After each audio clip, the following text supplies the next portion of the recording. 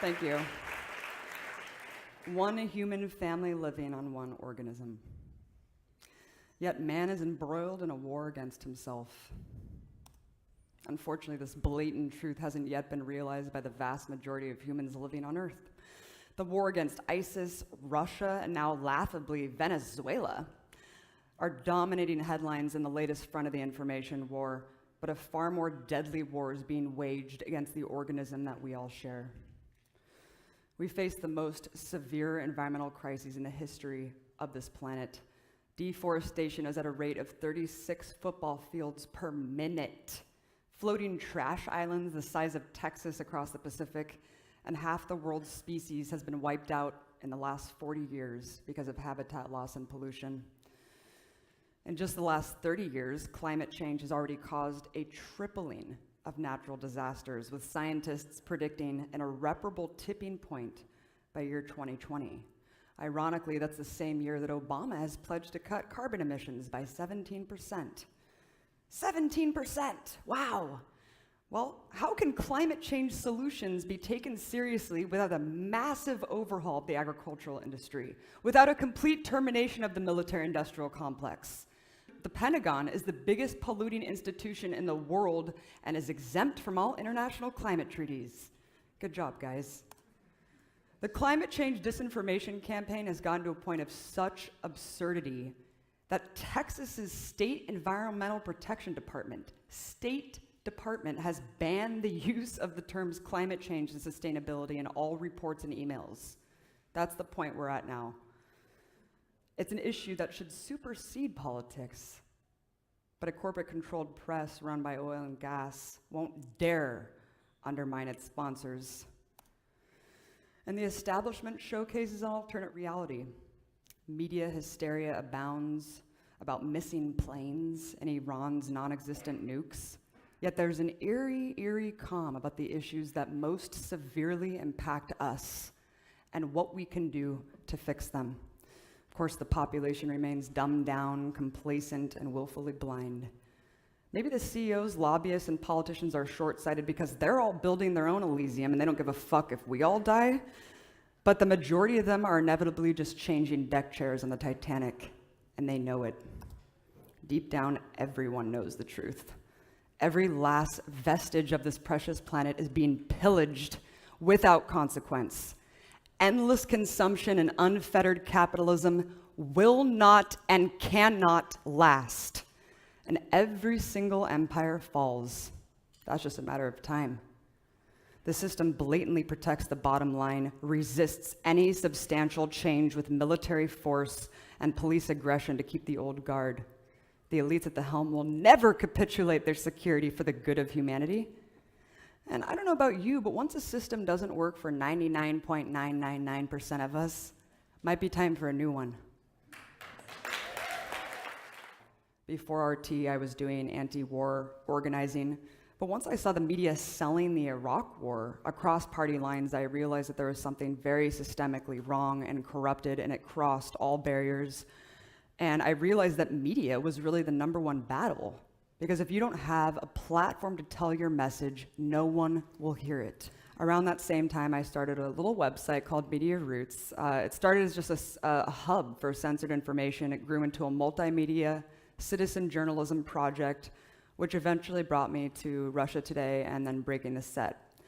And it was a dream job to attack power on an international platform.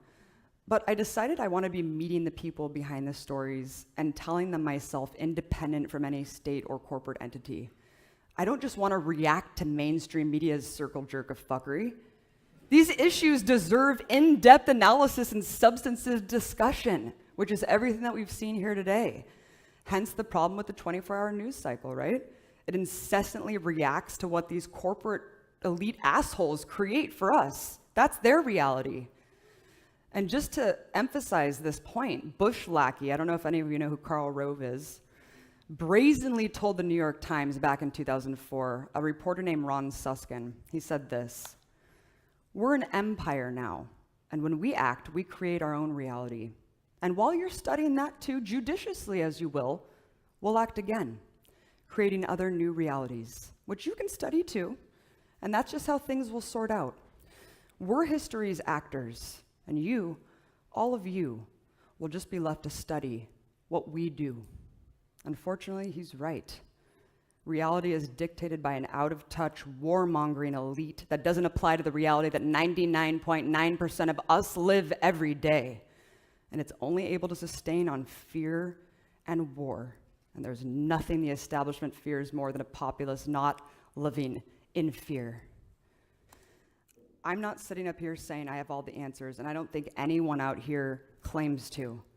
But a technological, resource-based economy is the most thought-provoking and groundbreaking solution I've seen to the crisis of civilization that we face. And there's an extensive roadmap on how to get there. We don't have to wait for anyone but ourselves to start implementing the ideals either, because we are all agents of change, we are all vessels of truth, and we can push our communities towards seismic, sustainable shifts in the way we live right now. Other countries already have a different approach. I recently had the chance to visit Cuba, and not only does the country have a complete organics renaissance, but there aren't commercials telling you what a worthless piece of shit you are. And also, there's no corporate chains that have eviscerated local culture. But most spectacularly is Cuba's medical internationalism. It sent the world's largest contingent of doctors. 66 different countries have healthcare professionals operating it right now. It has a medical school that trains people for free to become doctors. Of course, this wasn't out of altruism. The long-imposed economic blockade on Cuba has forced it to become self-sufficient and fiercely community-oriented. Clearly, the country is far from perfect, and I'm not saying that communism, obviously, I know that that's not the way to go. We've seen it fail time and again.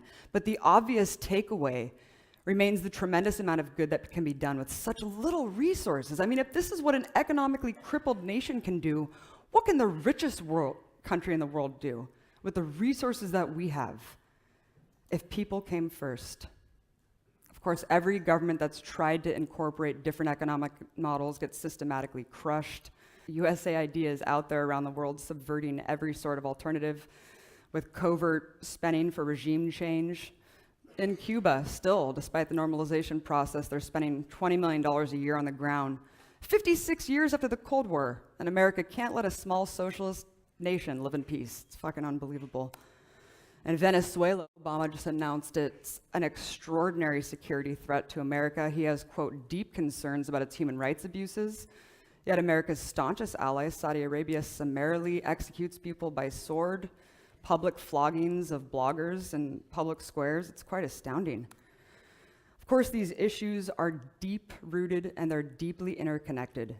This is about hegemony, and the clutches of global capitalism will not give up easily.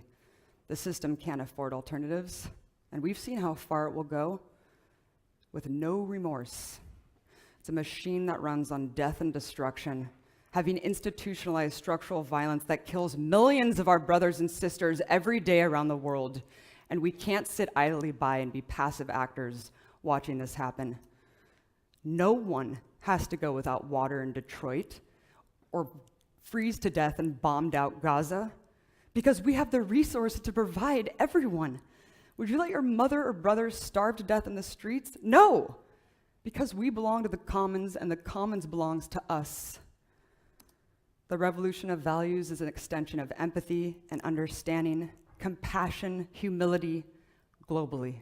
It means the shattering of the illusion of me as separate from you, as us as separate from the dirt under our concrete jungle. It comes with expanding consciousness, media literacy, critical thinking, and sharing this information. And most importantly, it's about being the change, building the alternatives ourselves. That's why I believe that this movement is unstoppable, and the ideas it spawned will create the reality, our reality, of a sustainable future. Because if we don't do something drastic, we'll just become casualties in the war being waged against us and every living thing on this planet, on this pale blue dot.